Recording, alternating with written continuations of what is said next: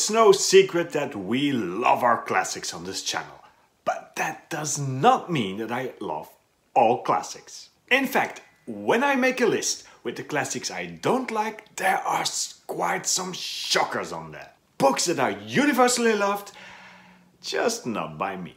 Now I will be linking all of the books I talk about down below in the description, because maybe you do love these books. So bring out your pitchforks and your Rotten Tomatoes, because these are classics I just don't love.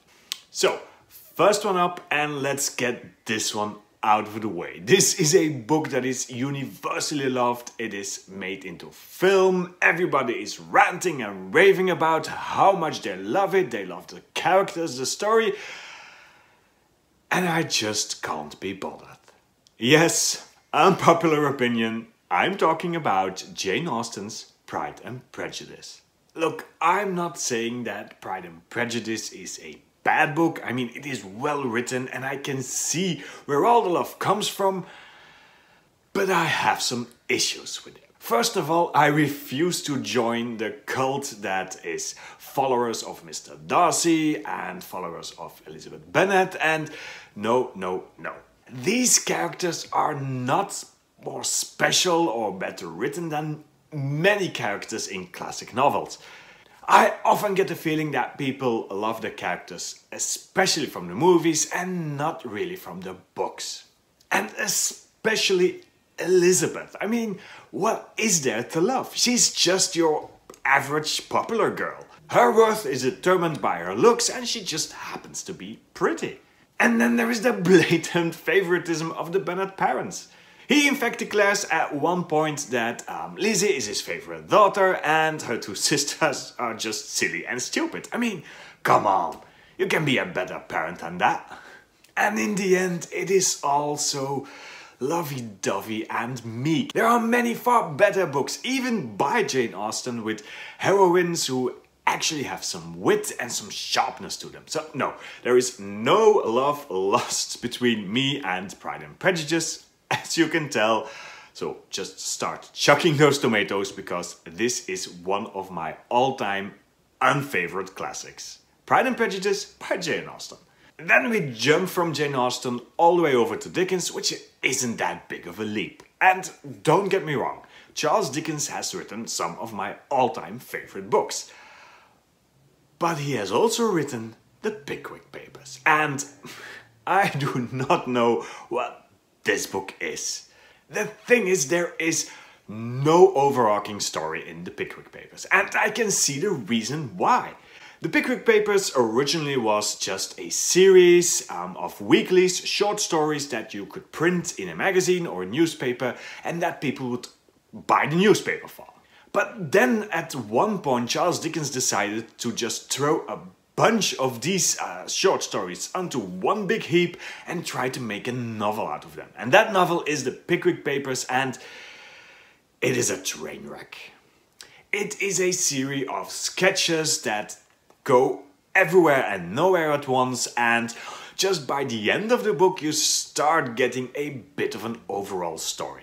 It gets even worse because these short stories were written after the illustrations were made. So it was just a story around the picture and they have just chucked it all in a heap, and I don't like it.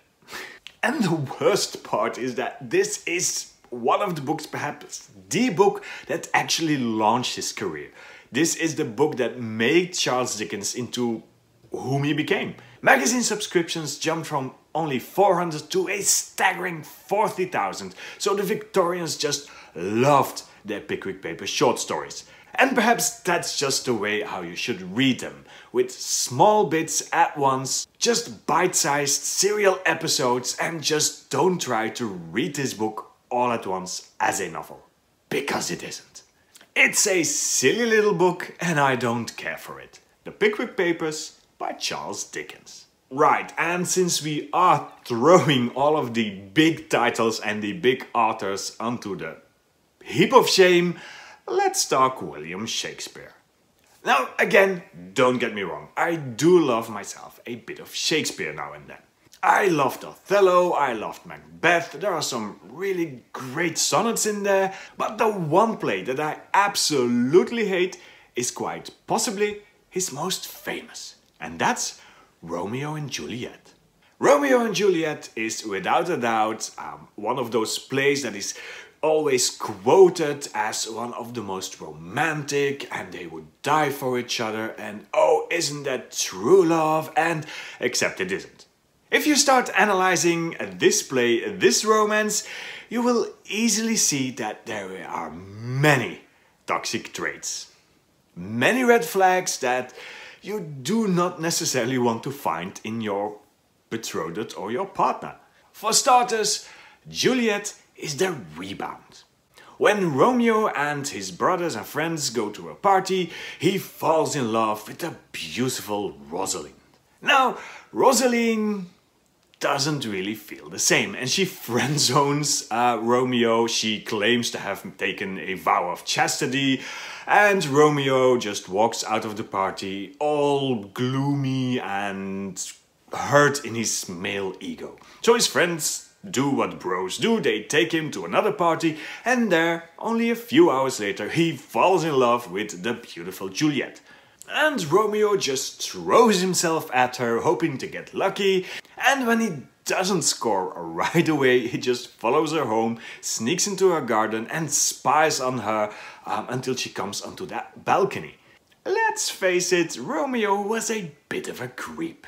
In the meantime, the boys are painting the town red and get into a drunken tavern brawl. Tybalt, Mercutio, fists fly, punches are thrown, swords are drawn, and people end up dead. To avenge his friends, that Romeo kills Tybalt, who is Juliet's cousin, but hey, who cares? They are going to get married anyway. Fine, they find a priest, they find the poison, you know the rest, and all of these events happen in just a few hours, maximum a day. It is full of toxic relationships, red flags, creepy Romeos, and very, very short timelines. So yeah, Romeo and Juliet might not be as romantic as you've always thought. But hey, maybe I just have a dark and blackened soul and I'm wrong. Let me know in the comments. Then, as on number 4, I will say it plainly. I don't like the Beat Generation, and especially one writer. The most famous one, Jack Kerouac. Jack Kerouac and On the Road are to literature what Rebel Without a Cause was to film. It is a popularity cult around one person, one character, an idea of rebellion and freedom, and it just hides a lot of immorality, racism, sexism, and just being an outright Jack Kerouac was an author who wrote terrible stories about terrible people.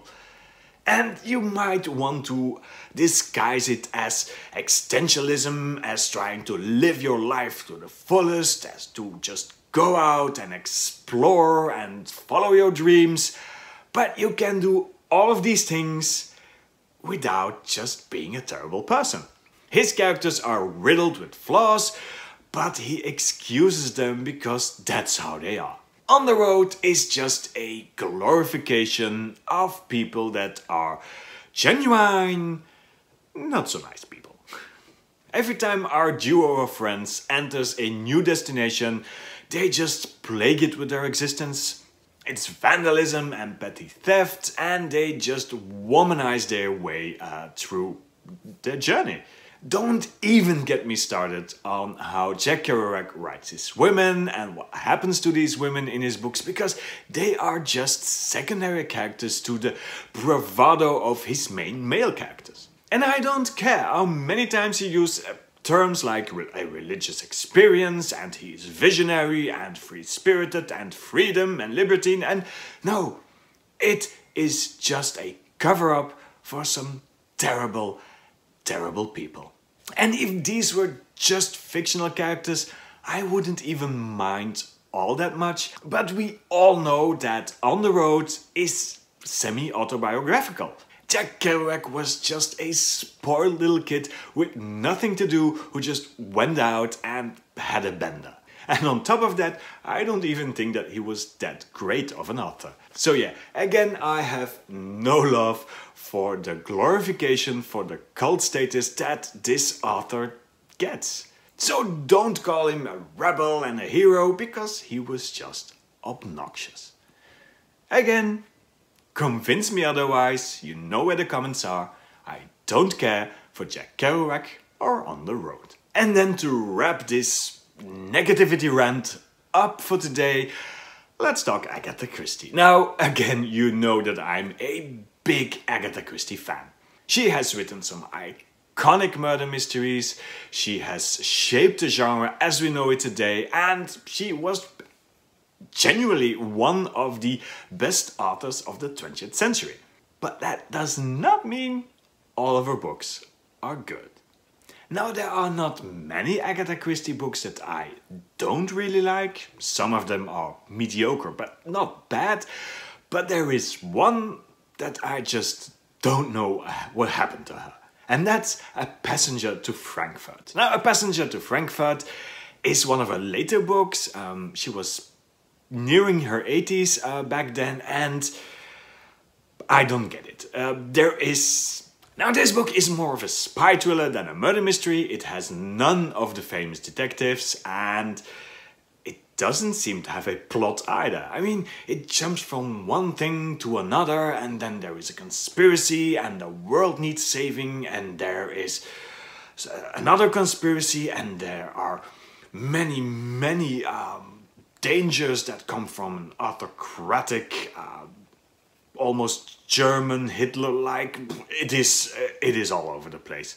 And even at the end of the book, I still don't really know who the big villain of the story is. So yeah, this one goes all over, and I wouldn't really recommend it.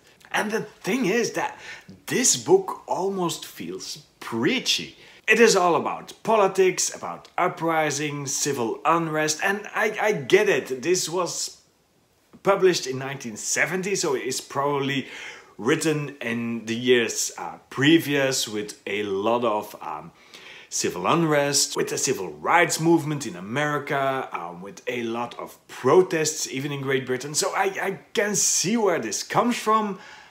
I just don't see where it's going.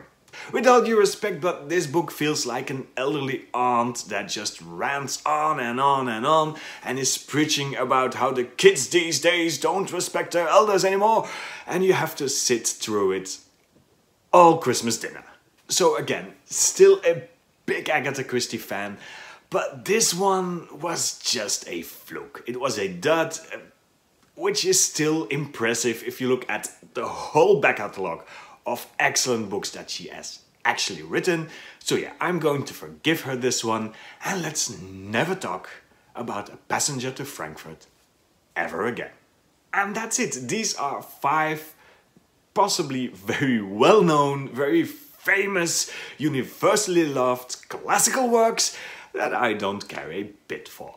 Now, this is of course just my opinion. My own personal taste. I am not saying these books are bad. I am not saying that you are wrong for liking them. What I am saying though is that you should go into the comments and either agree with me or try to change my mind. Which are your absolute unfavorite classics, books that people all over the world seem to love and you just don't care for? Which are your arguments for some of the books that I listed to tell me that they are actually worth the read?